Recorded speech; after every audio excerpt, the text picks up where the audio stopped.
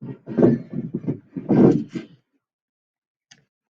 and girls, today we are going to discuss main idea and supporting details. Today is Tuesday, April 7th, 2020,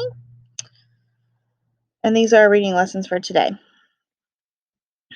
So for our vocabulary warm-up, we are going to use some context clues to help us figure out the meaning of unknown words using those context clues. So the first one we'll do together, and the second one you can do on your own. So the first one to the left here that we're going to do is their affluent neighbors, not lacking financial resources, have their own private jet. So first, when we're trying to figure out unknown words, what kind of context clues do you use to know the meaning of the underlined word? So we can look at this underlined word, and then we have to look at the words around it. So first of all, it says in parentheses, not lacking financial resources. So that tells me that they have a lot of money. And then also it says they have their own private jet. So when I think of people who have their own private jet, I think of people who have money and are considered wealthy. So affluent must mean that their neighbors have money. So if you will pause this video and do the one to the right and write down the context clues that helped you figure out the underlined word, as well as what you think the underlined word means. So pause this video now to complete that activity. Okay, so we usually, when we're reading, we look at pictures and we try and find the topic as we're reading. So the topic is the overall arching idea of the text, and it's usually a couple of words, not as detailed as a main idea. So if I look at all of these pictures, I can tell that they have different things in common, and I can tell that they all have water and that they all have some kind of trees or nature. So what I want you to do is I want you to think about all of those and make that connection. And I want you to write down what you think the topic of all of these photographs might be. So if this were a text and you were reading and you saw all of these pictures, I want you to figure out what you think the text might be about or what the topic is based on that information. So we have water, and then we have more specifically streams or rivers. All right, so here's some information about what good readers do when they look for the main idea of the text. So good readers constantly make connections between the text and what they are reading. So before reading, after reading, and then during reading. So all of those steps in reading is what's going to make you a better reader. So first, before we read the title. So we always want to read the title to figure out what that's going to be about, what the author's trying to get us to understand just from the title. We can get a lot of information from the title. So what is the text about? What's the topic? So just like we did, judging by just the title, you can tell a lot from that information. During reading, so as you're reading, in class we call that reading with your pencil, but of course we can't do that through online learning, but you can stop and still think and take notes as you read. So look carefully at the text to read for nonfiction text features or any kind of features that you see in the book as you're reading. Look for information such as unknown words, pictures, words that are repeated, text structure, and those kinds of things. After reading, you will look, and this is mostly when you're thinking through the text after you're done reading. Think about the most important points that the author's trying to make, as well as what details or examples he gives to support the main idea. So remember, we're looking for the main idea, but we're also looking for those details that support the main idea too. I'd like you to pause this video here to look at this YouTube video that we have linked. This will be posted in the slideshow below this video, or you can click on the link on the right-hand side of your PowerSchool page. And just watch the short video on main idea, and then come back to this video when you're done. All right, so we are going to try some things on our own before we do some independent practice. Remember that our purpose for learning and reading today is finding the main idea using key details. Here we go.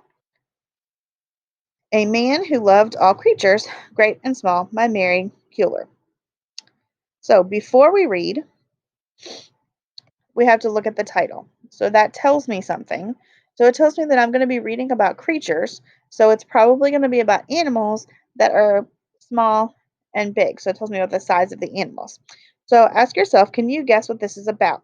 So probably, judging just by the title, it's about someone who really loves animals. So let's read to find out. All right, so during the reading, as you are reading, I want you to ask yourself these questions. Is this fiction or nonfiction? How do you know? Does it have text features? Does it have a text structure?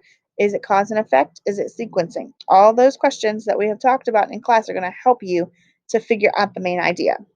Also, is this a true story or is it a nonfiction story that's trying to teach you something or giving you a lesson or a moral? Look for repeated words and phrases. So repeated means over again. So we're going to look for words that are repeated because that's important to note. So if you see any of those, you can go ahead and write those down. And then, so in this story, I see that this person's name, he's the character in the story. So that's going to be important for me to understand. It's about animals, farms, big and small. So I see that those words in the text are located in several different places. So this helps me to understand that this is about animals that are big and small on the farm. Now, I would like you to figure out what the main idea is, judging by what we just did. So James Harriet was a vet who cared for animals big and small.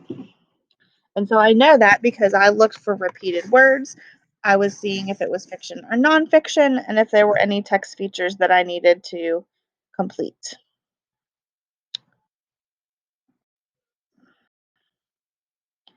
All right, so here's another short story. So before we read, we're going to have to look at the title of the story.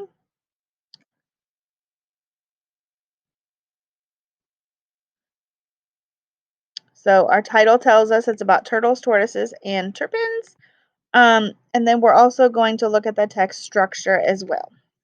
During the reading, I would like you to try and figure out the topic. Remember that the topic is only just a few words, and the title kind of leads us to that information as well. So look for repeated words like we just did in the last one. And then after the read, what is the main idea of the text? Can you find the details to support your answer? So as you're reading, I want you to look for these and answer these questions. All right, we have another short story about weather. So I can tell here's my topic because I'm reading it's about plants and weather. So that gives me a lot of information about what I'm going to be reading about. So remember to think about the before you read, the during, and the after. If you need assistance with remembering those questions that we just asked, you can go to the PowerPoint slide below this video and all this information is there for you to look at as well. So you're going to read this text, and then based on the details in this text, what can you infer about weather and plants? And then you're going to answer that question here, and you can put that on your notebook paper and turn that in via Class Dojo. Your independent practice today is your SchoolNet quiz. Here is your code. You can also find this code in the slideshow below this video if you want to copy and paste the link. Remember to go to SchoolNet, you need to log into your Google account from your Chromebook or any other computer, and then you will want to log into your Google account because if you're not logged into your Google account, it may cause problems. And then the Winston-Salem homepage, home-based apps, and then SchoolNet, and then you will have the rectangle that says Start Test, and you will put in this code here. Remember that the code is case sensitive, which means that if you go to put in your code and you don't put in the capital letters where it says capital letters, then it will give you an error. If you have any questions, please let me know. Thanks and good luck.